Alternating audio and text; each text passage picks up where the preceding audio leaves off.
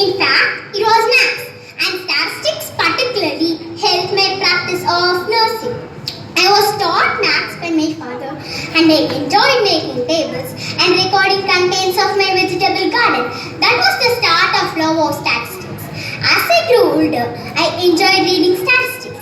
I went to BLS in the Crimean War, but I used my statistics to show lots of soldiers were dying due to diseases rather than from fighting.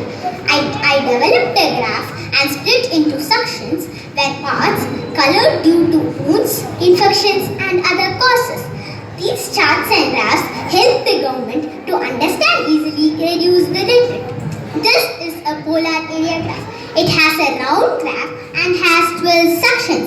Orange says death from wounds in battle. Deep green says death from other causes. Light green says death from diseases. As you can see, the soldiers were dying due to diseases rather than from fighting. Nurse as well as